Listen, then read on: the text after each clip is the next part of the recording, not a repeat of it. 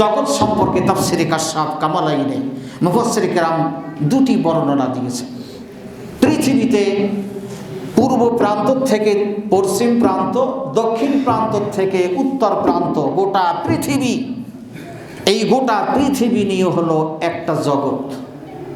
গোটা পৃথিবী, বোঝার চেষ্টা করেন, গোটা পৃথিবী হলো একটা জগৎ। এই পৃথিবীর মধ্যে অল্প একটু জায়গা নিয়ে আমরা বসবাস করছি, যেগুলো রাষ্ট্র আছে। আর এই পৃথিবী যে গোলাকার, যার চতুর্দিকে রয়েছে মহাশূন্য, এই মহাশূন্য আবিষ্কার শেষ সীমানা। পৃথিবীর কোনো প্রযুক্তি কিয়ামত পর্যন্ত সম্ভব নয়। পৃথিবীর চতুর্পাশে যে মহাশূন্য, এই শূন্যটা কোন পর্যন্ত এটা আবিষ্কার করা কারো পক্ষে সম্ভব নয়। বিশাল বৃত্ত, অল্প একটু জায়গা পৃথিবী আমরা বসবাস করি, চতুর্দিকে মহাশূন্য ফাঁকা জায়গা। এই সমস্ত ফাঁকা জায়গা সহ এই টোটাল জায়গা নিয়ে হলো একটা জগৎ। বিশ্বনবী সাল্লাল্লাহু আলাইহি ওয়াসাল্লামের অন্যতম একজন সাহাবী হযরত আবু সাঈদ খুদরি রাদিয়াল্লাহু তাআলা আনহু তিনি বলছেন, এই গোটা পৃথিবী যেমন একটা জগৎ, এই পৃথিবীর বাইরে এরকম আরো 40,000 জগৎ রয়েছে। আল্লাহু আকবার! এইরকম 40,000 জগৎ, অর্থাৎ এই রকমের 40,000 পৃথিবী আরো আছে। আর একজন সাহাবী বলতেছেন, এই পৃথিবীর বাইরে এরকম আরো 80,000 জগৎ রয়েছে। 80,000। তাহলে সেগুলো কোথায় কিভাবে আছে? কেউ বলছে 40,000 জগৎ এইরকম পৃথিবীর বাইরে। এখন বৈজ্ঞানিক কেউ কেউ বলছেন, বাইরে যদি এরকমের আরো জগৎ থাকে, আমরা অক্সিজেন ছাড়া বাঁচতে পারি না। অক্সিজেন, বিশেষ করে আলো বাতাস, অর্থাৎ অক্সিজেন আর সূর্যের আলো ব্যতীত কোনো প্রাণীর অস্তিত্ব আশা করা যায় না। ঠিক আছে, কিন্তু এমনটিও হতে পারে আমরা যেমন অক্সিজেন নিয়ে বেঁচে থাকি, পানির ভিতরে ডুবে বেশি সময় থাকতে পারি না, কিন্তু মাছ, হাঙর, বিভিন্ন প্রাণী পানির মধ্যে থাকে। 3টি স্তরে আল্লাহ তাআলা ভাগ করেছেন। একটা থাকে স্থলপথে, জমির উপরে, একটা থাকে শূন্যের উপরে, আর একটা জগৎ থাকে পানির নিচে, পাক পাখালি শূন্যের উপরে। জমির উপরে আমরা বসবাস করছি বিভিন্ন রকম প্রাণী, পানির জগতে আর এক প্রাণী বাস করে। তাদের ধরন জীবন একরকম, আমাদের একরকম, এক একটি প্রাণীর এক এক রকম। এখন অন্য যে জগৎগুলো আল্লাহ তাআলা রেখেছেন, সেইখানে যে প্রাণীগুলো আছে, আল্লাহ তাআলা হয়তো হতে পারেন তাদের জীবন যাত্রা সেই রকমের। তারা হয়তো আমরা যেমন অক্সিজেন নিয়ে বেঁচে আছি, বেঁচে থাকি, তাদের হয়তো জীবনের অস্তিত্ব টিকিয়ে রাখার জন্য অক্সিজেনের মতন হয়তো আর একটা উপাদান আল্লাহ তাআলা তাদের জন্য দিয়েছেন, সেই উপাদান নিয়ে তারা বেঁচে থাকে। 40,000, কেউ বলছেন 80,000 জগৎ। আবার কোনো মুফাসসির লিখেছেন, এই পৃথিবীতে যত প্রাণী আছে, যত মাখলুক, এক একটা মাখলুক এক একটা জগৎ। সুবহানাল্লাহ। আমরা এক সময় কিন্তু আলোচনা করেছি, আপনারাও শুনেছেন, পৃথিবীতে 18,000 মাখলুক। আমরা কিন্তু এই কথাগুলো আগে শুনেছি। পৃথিবীতে আল্লাহ তাআলা 18,000 মাখলুক সৃষ্টি করেছেন, কিন্তু বর্তমান বৈজ্ঞানিকগণ গবেষণা করে তারা বলেছেন প্রায় 7,000 প্রজাতির শুধু পিঁপড়ে আল্লাহ তাআলা তৈরি করেছেন। পিঁপড়ে আমরা ডিসকভারিতে অনেক সময় তাও দেখিও, কত রকমের প্রাণী আমরা দেখতে পাচ্ছি, নামও জানি, কোনোদিন জীবনে একবার দেখছি। 7,000 প্রজাতি শুধু পিঁপড়ে।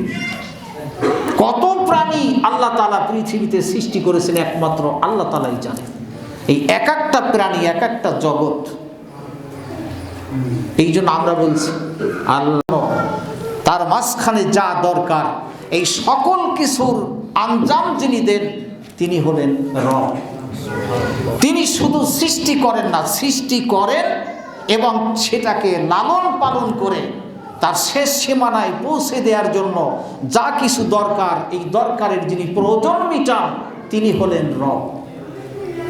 আল্লাহ তাআলা আমাদেরকে শুধু সৃষ্টি করেননি, আমাদের অস্তিত্ব টিকিয়ে রাখার জন্য হরেক রকমের আল্লাহ তাআলা নিয়ামত দিয়েছেন। এই জন্য আমরা বলছি রব্বিল আলামিন, বিশ্ব জগতের যিনি প্রতিপালক আল্লাহ তাআলা প্রতিটি প্রাণীকে।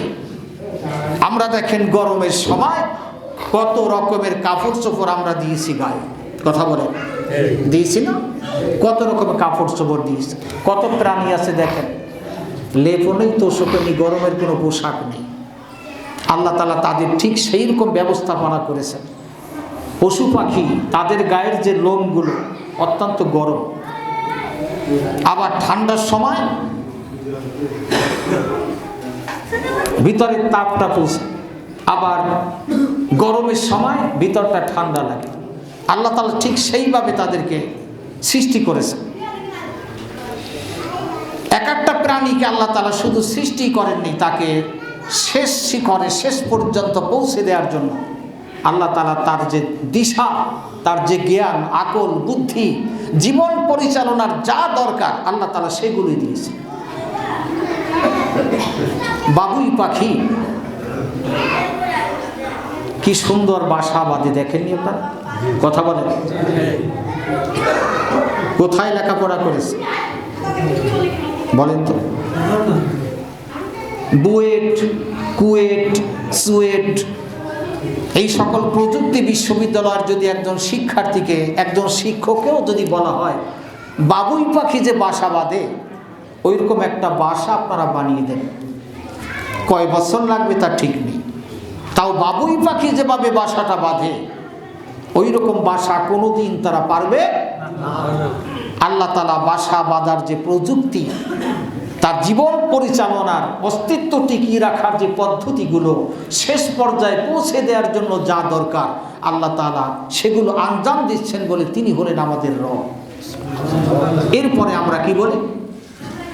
আর রহমানির রহিম। প্রথম আয়াতের সাথে দেখেন দ্বিতীয় আয়াতের কত সুন্দর মিল রয়েছে। আমরা প্রথম বলেছি সেই রবের আমরা প্রশংসা করছি, সেই রব তিনি কি তার পরিচয়ের পরে আল্লাহ তাআলা দিচ্ছেন আর রহমানির রহিম। পরে আর রহমানির রহিম।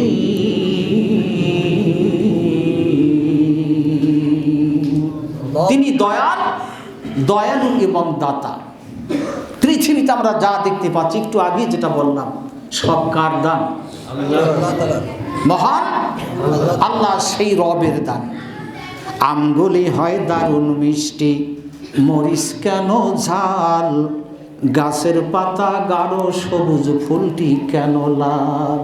সুবহানাল্লাহ। আম হলো একরকম টেস্ট, ঝাল দেখেন, মরিচগুলো ঝাল, গাছের পাতাগুলো গাঢ় সবুজ, সবুজ গাছের ডালের ভিতর থেকে লতা পাতার, সবুজ লতা পাতার ভিতর থেকে লাল টকটকে একটা ফুল বের হয়ে আসে। কার দান? মহান আল্লাহর দান। তাই আমি কি সুন্দর সাজিয়েছি দেখেন। আমগুলি হয় দারুণ মিষ্টি, মরিচ কেন ঝাল, গাছের পাতা গাঢ় সবুজ, ফুলটি কেন লাল। সুবহানাল্লাহ বলে। ডিমগুলি হয় অতি সাদা, সাদা না? ডিমগুলি হয় অতি সাদা, একই রকম বটে, সাদা ডিমে হরেক রঙের বাচ্চা কেন ফোটে। আল্লাহু আকবার বলো। একই রকম ডিম, সবগুলো একই স্ট্রাকচার, গঠনগত একই রকম ডিম, সবগুলো সাদা। আল্লাহ রাব্বুল আলামিন বলতেছেন আমি হলাম সেই রব, আমি হলাম সেই বিশ্ব জগতের প্রতিপালক। আমার বান্দা তাকিয়ে দেখো, সাদা ডিম, একই রকমের ডিম, সব ডিমের রং কিন্তু সাদা। আমি আল্লাহ হলাম সেই রব, সাদা ডিমের ভিতর থেকে হরেক রঙের বাচ্চাগুলো আমি বের করে দেই। সুবহানাল্লাহ। হরেক রকমের বাচ্চা। আমার ভাইরা, ডিমের ভিতর থেকে বাচ্চাগুলো যখন বের হয় কিসিমিসি রবে ডাকে, ডাকে না? আমরা শুনি কিসিমিসি রবে ডাকে, কিন্তু বাচ্চাগুলো কিসিমিসি রবে ডাকে না। ডিমের ভিতর থেকে বাচ্চাগুলো যখন বের হবে, তার ভাষা দিয়ে ওই মুরগির বাচ্চাগুলো বলতে থাকে আলহামদুলিল্লাহি রাব্বিল আলামিন সাব্বাহা লিল্লাহি মা ফিস সামাওয়াতি ওয়াল আরদ। আল্লাহ রাব্বুল আলামিন বলতেছেন, পৃথিবীর সর্বযুগে এই ভূমণ্ডল নবমণ্ডলের ভিতরে যা কিছু আছে আমি আল্লাহ আমার নামে তাসবিহ পাঠ করে। ইউসাব্বিহুরি কয়েক জায়গায় বলা হয়েছে, এক জায়গায় বলছে সাব্বাহা লিল্লাহি মা ফিস সামাওয়াতি ওয়াল আরদ, আবার অন্য জায়গায় বলছে ওয়া মা ফিল আরদ। ওই ডিমের ভিতর থেকে বাচ্চাগুলো বের হয় আর রবের নামে তাসবিহ জিকির শুরু করে দেয়। আমি সেই জন্য বলেছিলাম ডিমগুলি হয় অতি সাদা, একই রকম বটে, সাদা ডিমে হরেক রঙের বাচ্চা কেন ফোটে। দিনের শেষে ঘনিয়ে আসে তিমির আধার আলো, দিনের শেষে ঘনিয়ে আসে তিমির আধার কালো, আধার শেষে এ ধরাতে কে এনে দেন আলো। আল্লাহু আকবার।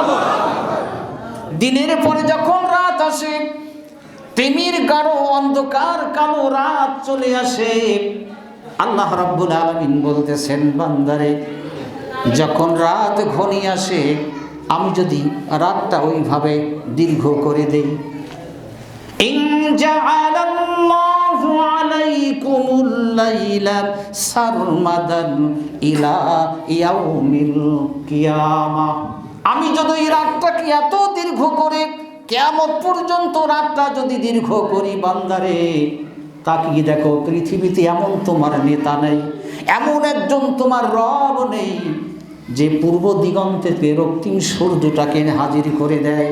আমি তা করি না, আমি রাতের আধার কাটি, আমি আল্লাহ তোমাদের কর্মজীবনে ফিরিয়ে আনার জন্য পূর্ব দিগন্ত থেকে সূর্যটাকে আবার তোমাদের সামনে হাজির করে দেই।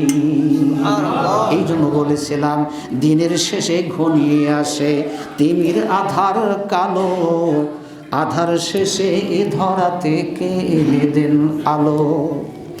জোনাকিদের আলোর মিছিল, হাজার পাখির গান, কে পেল জোনাকির মুখে একটু আলো?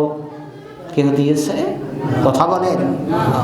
জোনাকিদের আলোর মিছিল, হাজার পাখির গান, একটি ফোঁটা পানির মাঝে তিনি দিলেন প্রাণ। সুবহানাল্লাহ। একটি ফোঁটা পানি, ইয়াখরুজু মিন বাইনিস সুলবি ওয়াত তারাইব, মা বাবার এক ফোঁটা নাপাক পানি দিয়ে আমি আল্লাহ তোমাদের সৃষ্টি করেছি। ইয়াখরুজু মিন বাইনিস সুলবি ওয়াত তারাইব, খরাজা ইয়াখরুজু, যারা আরবি সম্পর্কে যাদের ধারণা আছে গ্রামার, ইয়াখরুজু খরাজা ইয়াখরুজু খরাজান ফাহুয়া খারিজুন, ইয়াখরুজু দ্বিবচন ব্যবহার করা হয়েছে। ইয়াখরুজু মিন বাইনিস সুলবি ওয়াত তারাইব, বাবার থাকে ললাটে, মার থাকে পৃষ্ঠদেশে এক ফোঁটা নাপাক পানি অর্থাৎ বীর্য। আল্লাহ রাব্বুল আলামিন বলতেছেন, মার পিঠের থেকে এক ফোঁটা পানি এনে আর বাবার ললাট থেকে এক ফোঁটা পানি এনে আমি আল্লাহ এই দুই ফোঁটা নাপাক পানিকে জমাট করে আমি আল্লাহ সুন্দর একটা ভ্রূণ সৃষ্টি করে মানুষের আকৃতি দিয়ে আমি আল্লাহ তোমাকে দুনিয়ার বুকে পাঠিয়েছি। সুবহানাল্লাহ বিহামদি। এই জন্য আমি বলেছিলাম জোনাকিদের আলোর মিছিল, হাজার পাখির গান, একটি ফোঁটা পানির মাঝে তিনি দিলেন প্রাণ। ডাবে দিলেন মিষ্টি পানি, মধু দিলেন গাছে। মধু কোথায় পাওয়া যায়? গাছে। কে দিয়েছেন? সামনে আলোচনা আসবে, আয়াতগুলো যখন আসবে আলোচনা করব। আল্লাহ রাব্বুল আলামিন ওই মধু পোকা মৌমাছিকে নির্দেশ দিলেন দুই জায়গায় বাসা বাঁধতে পারবে, তৃতীয় কোনো জায়গায় নয়। আল্লাহু আকবার বলুন। দুটি জায়গায় তোমরা বাসা বাঁধবে, আমি আল্লাহর হুকুম, তৃতীয় কোনো জায়গায় যেতে পারবে না। একটা হলো গাছে, আর একটা হলো কোনো প্রাসাদে, কোনো অট্টালিকায় দেখবেন তাই করে। কথা বলেন না কেন? অন্য জায়গায় যাবে না। মধু পোকার উপরে নির্দেশ আল্লাহ তাআলা বলছেন বাজে জায়গায় বসতে পারবে না।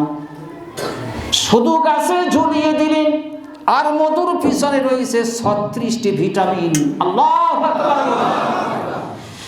ডাবে দিলেন মিষ্টি পানি, মধু দিলেন গাছে, তার মতো আর দয়াল দাতা বলো কে আর আছে?